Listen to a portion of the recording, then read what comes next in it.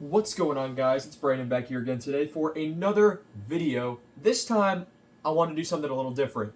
I had this idea for a little while, so I wanted to get it done. And I want to talk about the Hall of Great today. Not the Hall of Fame, but the Hall of Great. The Hall of Great, or Hall of Good, or Hall of Very Good, whoever wants to call it whatever, is an exclusive club in the NHL that's not really official. And by not really, I mean it's not. These are players that you could argue should be in the Hall of Fame, shouldn't be in the Hall of Fame, are right on the cusp of the Hall of Fame, or just had really excellent careers or something that has just kept them out of it, has kind of just kept them out of it. Right here on the board, I've got everyone that I would consider to be members of the Hall of Great. A lot of names on the board. Some of these names I think eventually get to the Hall of Fame, in which case they graduate from the Hall of Great. Some of these guys I don't think ever get to the Hall of Fame, unfortunately, which is sad. But some of these players didn't get in for several reasons, or they haven't gotten in for just other reasons. I don't know. We'll go through it. Starting off at the top, I'm going to mark which ones I think will get to the Hall of Fame. Jaromir Jagr will absolutely get to the Hall of Fame once he's done. He's not eligible for the Hall of Fame yet, and thus that is why he is not in the Hall of Fame. So that's why he's going to go to the Hall. Bernie Nichols, the highest point scorer without getting into the Hall of Fame. For a long time, it was Pierre Turgeon. Nichols, I think eventually, whether it's in the next 20 years, I think Nichols has to get in at some point. Vinny Damphou, on the other hand, I'm not sure. Damphou is a fantastic player. He's another one I think could get in, but I have less faith than Nichols because he just didn't have, Nichols had some pretty insane seasons. I think he had a 70-goal one in there. It was with the Kings, then he was with the Oilers, then he was with the Blackhawks. It was with the Rangers, I think, at one point. He was playing in a lot of big markets, so he got recognition a lot. Damphou, he was in San Jose. I remember he was in Montreal and won a Stanley Cup in Montreal. I'm not sure if he'll ever make it to the Hall of Fame, but I think he has a possibility. But I'm going to leave it a check mark off for now. Patrick Marleau should absolutely get into the Hall of Fame if Joe Thornton did. Basically played together their entire careers, except for Joe Thornton going on a 6 to 8 year siesta when he started his career in Boston. From then on, he was really with Marleau the entire way. Brind'Amour is one that comes up a lot recently. Brind'Amour, you could argue for his defensive two-way play, that could get him into the Hall of Fame. He has Selke trophies. He captained a Stanley Cup winner. He's the coach of a Hurricanes team that has never missed the playoffs under his tenure. I would think he gets in eventually. Theo Fleury is more of a personal one. Theo Fleury, of course, had some off-ice stuff go on with him. It's possible that within maybe 20 years, I could see Theo Fleury getting inducted into the Hall of Fame based off how good he really was. He was a very talented player, a very small player who really was able to play up to the standard of a time where small players were not really highly thought of in the NHL. I'm going to leave him off for now, but definitely one I could see getting in eventually. And then you have Dave Taylor. I'll be honest when I say I don't really know much about Dave Taylor other than he was an LA King, and he was a King, I believe, when Marcel Dion was there, of which case, yeah, you're going to put up a lot of points when you're playing on the Triple Crown line. I believe he was part of that line. I'm going to leave him off for now, but know that it's possible. I mean, so far I'd say he's the least likely out of all these right now, because it's just the name you don't hear a lot. You don't really, when you hear Dave Taylor, you don't think of an NHL superstar. Joe Pavelski, I think recency bias is going to blind a lot of people. Pavelski was a very good player. I wouldn't put him in the Hall of Fame level of player. I wouldn't have put Shea Weber in the Hall of Fame, honestly. But he's there now, and Shea Weber's kind of like a Joe Pavelski on defense. That's kind of how I see it. So do I think Pavelski could get in? With Weber getting in, yes. Do I think he gets in yet? No. Do I think he gets in the next 20 years? Maybe not. We'll see. Keith Tkachuk is someone I don't know how isn't in the Hall of Fame. Excellent career. Very dominant forward when he played the game. Was never at the top of the league in some statistics, but he was a dominant force on the ice. And his sons are really taking up the mantle of that. Matthew Tkachuk, 2 Stanley Cups. Brady Tkachuk's the captain of the Ottawa Senators. They play just like Keith did, to say the least. Ray Whitney, I'm a big advocate to get into the Hall because of how long he played and how many points he put up. Unfortunately, it doesn't seem like he hasn't gotten in yet, so he might never get in. But to compare it to a goaltender, I would say I think Barrasso. I think like Whitney and Barrasso might have that same thing. Whitney retired about 10 years ago now, 10, 12 years ago. Barrasso, it took up until 2023 for him to get in, and he retired at that point like 20 years prior. So we'll see. Eric Stahl's another one. He played with Ray Whitney, won a Stanley Cup with Ray Whitney. He's a difficult. He's sort of like Pavelski, but Pavelski, I'd say, had a more dominant and long career when he was really good. Eric Stahl had an 100-point season in his second or third season, and then he never really matched up to that again. He had some very good seasons. I think of the 40-goal one he had in Minnesota that one year, but it's possible. Pat Verbeek, you think of him as the general manager right now. You don't think of the player. Verbeek was about a 1,000-point player. Played with Detroit at the end of his career. Honestly, don't know where he played before that. He might have played in Anaheim. I really don't know. But his stats show that. And I think anyone over 1,000 points really should get into the Hall of Fame. But at this point, there's so many guys, and some guys are more forgettable than others, I think. So that's why not everyone gets in. Bergeron, most Selke trophies out of anyone in NHL history. He's getting into the Hall of Fame. Bobby Smith, I believe, was a Minnesota North Star. By stats, yes, he should be in the Hall of Fame. By Minnesota North Star standards, he should absolutely be in the Hall of Fame. And he's not the only Minnesota North Star we have on the board. Doug Weight, similar to Ray Whitney, played a long time, a more physical game than Whitney, put up a lot of points, and also won a Stanley Cup with that Carolina team. So you have Whitney, you have Stahl, you have Weight. Anyone else? Brind'Amour, you have four guys from that Carolina team from 2006 that ended up winning the Stanley Cup. Kovalev. I'm a big advocate for Kovalev. Very talented player. Took some flack, I think, that he didn't deserve.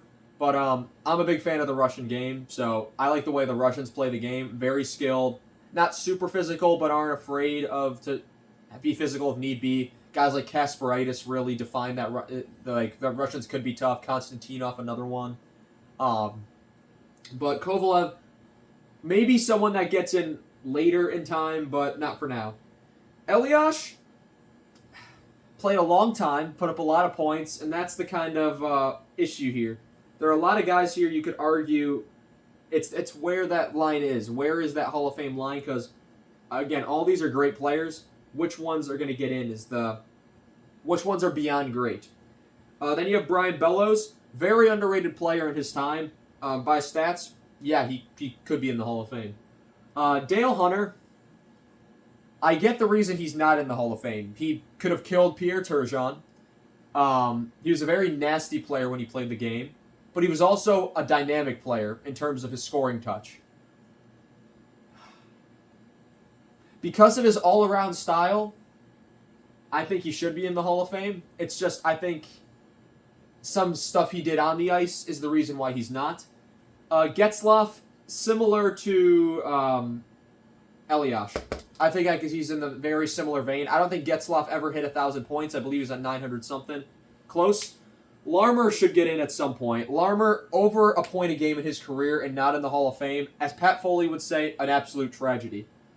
Brian Propp, a guy who I very rarely heard of. I mean, I knew the name. I knew he played for the Flyers. I didn't really know anything else. Over 1,000 points in his career. Definitely Hall of Fame. It's just a name that doesn't stick out.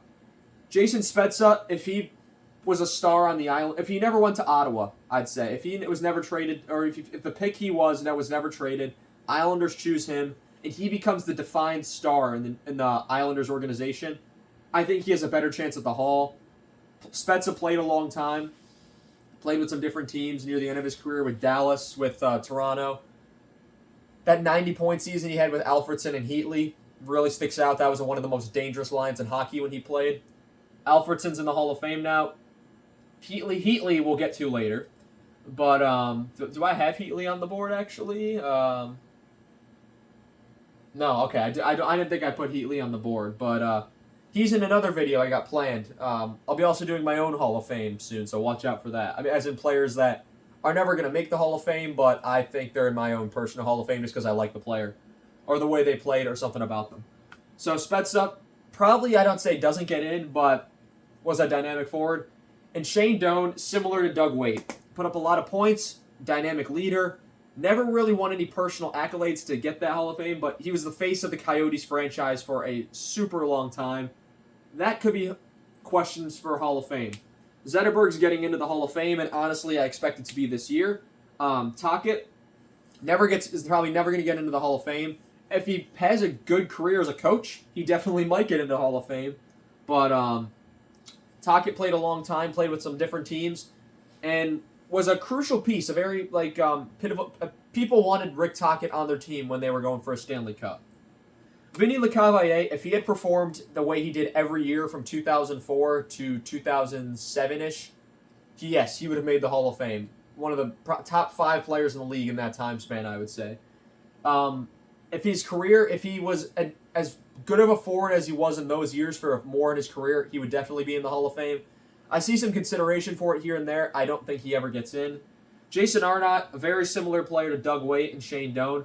Power forward. Scored a game-winning goal in the Stanley Cup final to win the Stanley Cup back in 2000 with the Devils. Played with Dallas. Played with Nashville. Was a good player. Steve Thomas. If there's like a random guy that should be in the Hall of Fame, it's probably Steve Thomas. At this point, do I think he's going to get in? It's been 21 years since he retired. Probably not at this point. But he put up a ton of goals, and even at the end of his career, he was scoring a ton of goals. Brad Richards. I'm going to say no for Brad Richards. Very good player, and I love Brad Richards. Do I ever think he gets into the Hall? Probably not, although he has a Conn Smythe. Did he win the Calder as well the year? I don't know if he won the Calder that year. 2 Stanley Cups on 2 different teams. Made a ton of money when he played. But good player. Neil Broden, another Minnesota North Star. Player my dad hated because he was a North Star. But you could argue him for the Hall of Fame. As well as Gary Roberts. Gary Roberts, very skilled player in his time, and one that played with Calgary, played with Toronto. Some good teams in there that he played with. Peter Bondra. Bondra's difficult because I could definitely see him getting to the Hall of Fame. Didn't hit 1,000 points. He did have 500 goals. I don't know. Scored his 500th goal with Chicago, which is the most random fun fact of all time. He basically signed with Chicago to score that goal. But it's possible. I'm never going to say never for Bondra, but I just don't think so. Butch Goring, crucial piece of those 80s Islanders, won the Conn Smythe in 1981 with the Islanders. You could argue based off of that he deserves the Hall of Fame. I mean, you have Bossy who's in the Hall, Brian Trottier, Billy Smith. You really could argue that Butch Goring should be a part of that as well. Owen Nolan, that's another one of those players right on the borderline. Was a great player when he played, but he never really led in any category. And played a long time as well. Kovalchuk will definitely get in. Very skilled player. If only he stayed his entire career in the NHL, he would have been... He probably could have been one of the top 3 best Russians to ever play the game. And top 3 best Russians to ever play in the NHL had Kovalchuk spent his entire career here. Because in the 2000s, when no one was scoring, he was scoring. And him and Rick Nash were kind of a new... That era of guys where were young players that were faces of the league in a very dark time for the league when no one was scoring goals. Speaking of Rick Nash, let's skip over to him right here. I don't think he gets to the Hall. Just did not play at that elite level long enough, I think, to ever get into the Hall, but a face of the franchise for Columbus for a very long time, which gets him on the board. Marcus Naslund and Trevor Linden, I kind of have to put in the same sentence. They played together in Vancouver. Linden played in a final with Vancouver. Naslund did not. Naslund, again, if he was at that elite West Coast Express era time for a longer period, if he never gets hit by Steve Moore, which he was really never the same after that injury, who knows? He probably could have been the greatest Canuck of all time. You could argue better than the Sedins had he played in an era with more scoring and or never got hurt. Billy Guerin, kind of lump him in with a lot of these guys like Doug Weight, Ray Whitney, Brad Richards, scored a ton of points, played on a lot of different teams, won Stanley Cups, but never was a full leader. Guerin was a top 5 in like goals and stuff like that in some seasons and points, but this wasn't that top guy. Kozlov is up here for a different reason, more so that his longevity is what gets him into this. He never was that 100-point guy, but he was a very... he was one of those players like Brind'Amour, like Whitney. He seemed to get better as he got older. He would put up crazy numbers in his late 30s with the Atlanta Thrashers of all teams. Atlanta was where players would go to die. He went there to live. Like, he rejuvenated his career after leaving Detroit. Not a great year in Buffalo, and then goes and plays really well in Atlanta for a really long time. John LeClair, that's a guy who could get in this year just randomly. He's the kind of guy who gets in after 25, 30 years, and it's like, he really was a good player in his time. Like, he definitely probably deserves it. Stanley Cup with Montreal, played with Philadelphia a long time, ended up in Pittsburgh near the end of his career. Played on the Legion of Doom line with Lindros and Renberg, and after Renberg left, Brind'Amour. But yeah. Gaborik. I'm a huge Marian Gaborik fan. Never going to get into the Hall. The face of... Like Rick Nash was to Columbus, Marian Gaborik was to Minnesota when those two teams came into the league. Those were their star players, and I think that because of that, there's the fame part of the Hall of Fame, but again, never was really that top guy that some of these guys were. You look at Larmer, when you have over a point a game in your career, and you have played over 1,000 games and have over 1,000 points, you probably should be in the Hall. Zetterberg, dynamic two-way forward, won a Stanley Cup, won a Conn Smythe, and was a very well-rounded player in the game, and everyone knew him. Bergeron, nothing to be said there. Keith Tkachuk, I believe, had 500 goals in his career. It was a dominant force when he played. Brind'Amour, Selke wins, captain of a team that won a Stanley Cup, played a long time, put up a lot of points, I believe over 1,000 points. Marlowe, same kind of thing, just without the Stanley Cup. Bernie Nichols and Yager, enough said. But that's the kind of guys you're looking for. Gonchar. I've seen a lot about Sergei Gonchar lately. I mean, I remember when he played. I mean, it was near the end of his career when I remember him playing. He wasn't the same player he was, but in Pittsburgh, he had some really good seasons. In Washington, before that, he was pretty decent. I really don't know if he ever gets in. Pip Martin. I talked about Pip Martin in the Blackhawks Hall of Fame video. That could be a guy that gets in. I mean, Pip Martin's been dead. I think Pip Martin's dead. Let me look it up. I don't want to insult the man if he is. I'm pretty sure he died. Yeah, he died in 2008. This could be someone who gets in decades, after. He's no Phil Esposito. Yes, I've said that before. But Pip Martin was still a very good player with Boston and then with Chicago. And you could argue it. Hayduk had the benefit of playing with Sakic and Forsberg, and he had some pretty excellent scoring seasons. Again, Hall of Fame, probably not. Just overshadowed, I'd say. Rick Vaive I put up there because of how good he was in Toronto. I mean, people talked about when Matthews was chasing 60, it was always Rick Vaive. Like, Rick Vaive's the guy to, you want to match with if you're Matthews.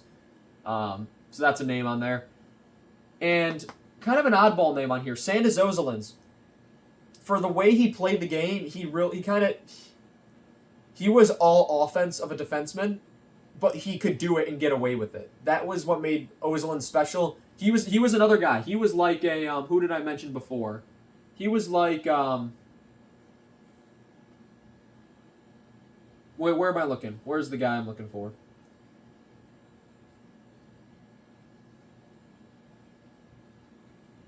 I completely forgot who I was talking about.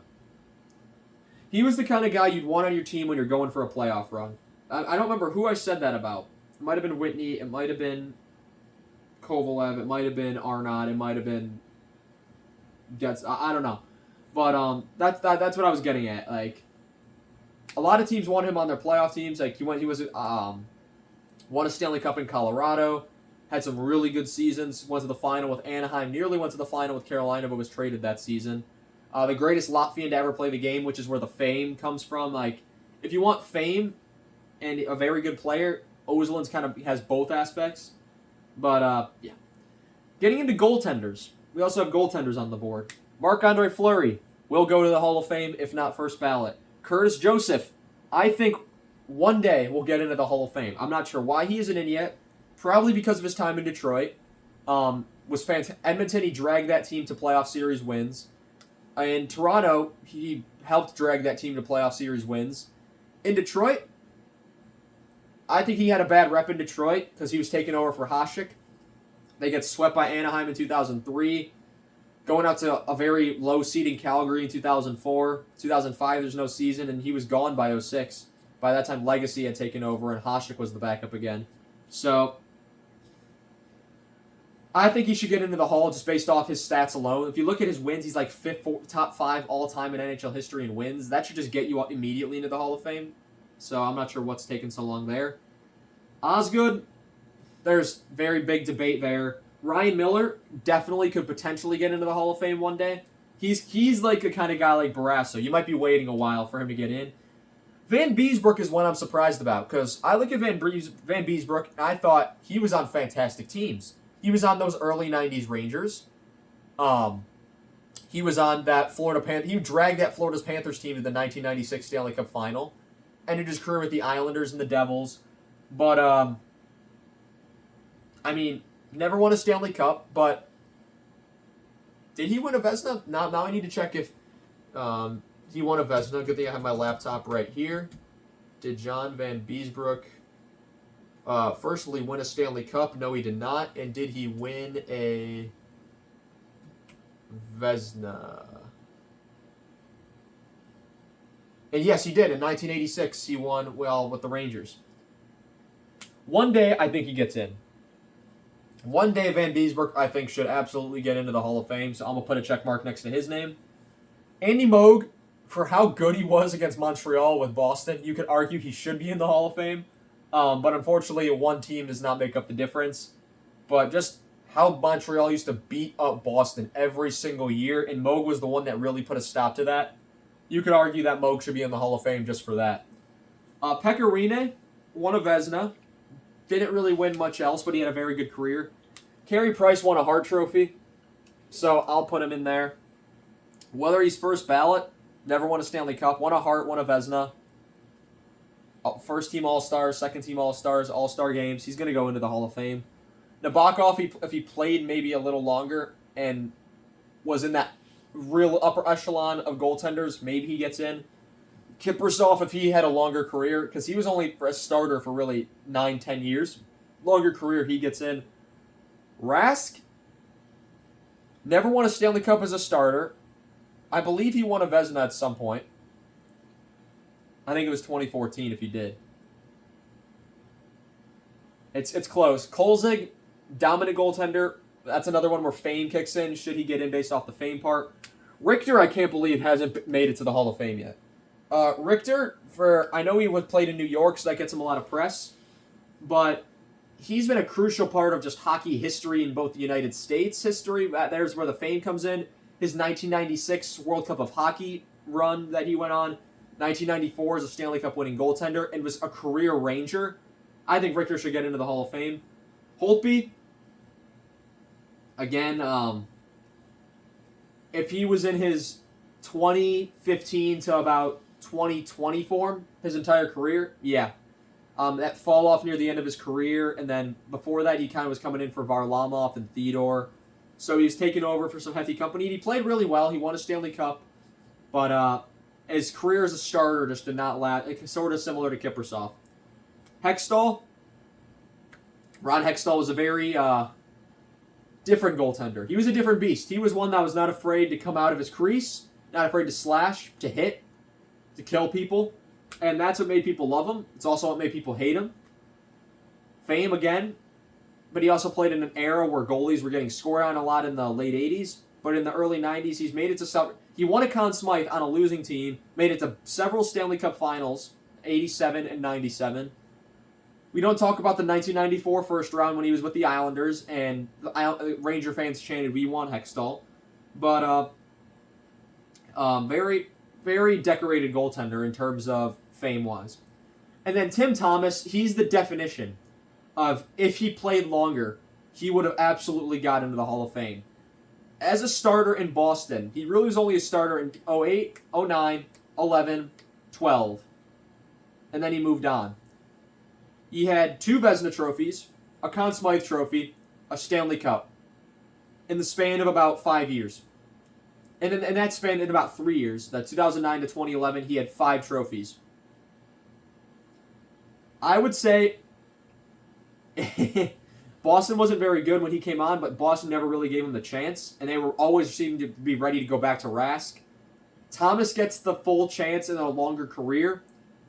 I think he's going in the Hall of Fame. I think if he played if he could have played as long as Boston, if Boston let him play more, I think Tim Thomas is a Hall of Fame goaltender. But because of that, I won't put him on.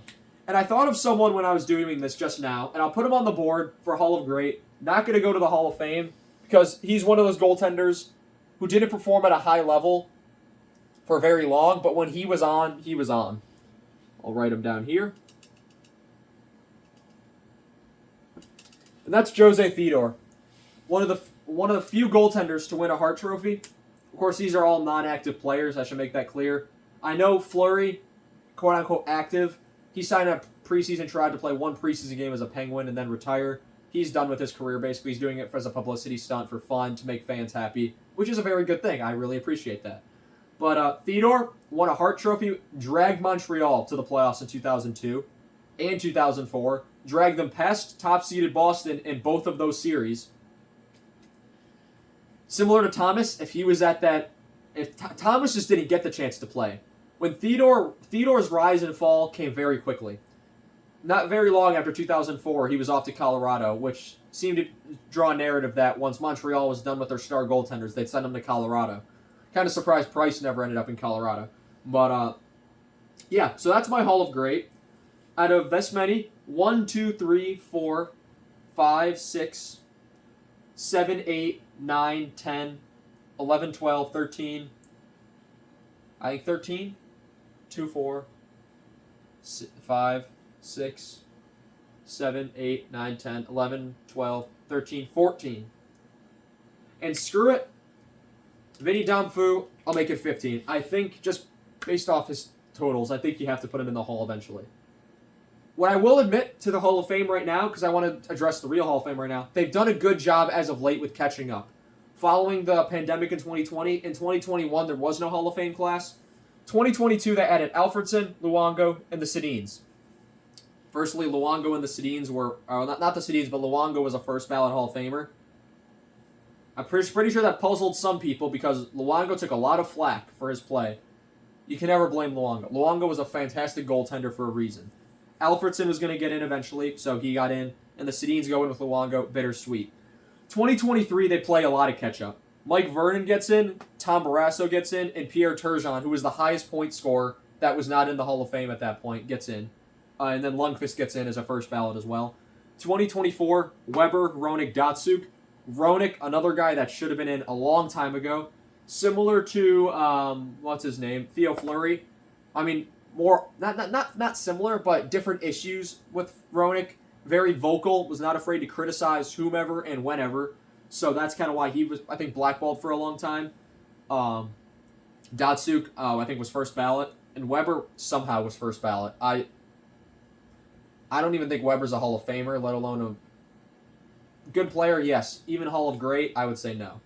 2025, McGillney gets in, Joe Thornton gets in, Keith and Chara. But I think McGillney, Hronek, Barrasso, Turgeon, Vernon, that shows that guys who played in the 90s, those are players that they're starting to play catch up on, and those are guys when the committee now has a lot more of those guys that played in the 90s, like Francis, like Sakic. Those are guys who are more going to get in, likely to get into the Hall of Fame now, which means I have hope for guys like Theo Fleury, Vinny Damphou, Bernie Nichols, Keith Tkachuk, because they played against them. They know how good they were. Anyway, guys, that's going to be all I have for you guys in this one.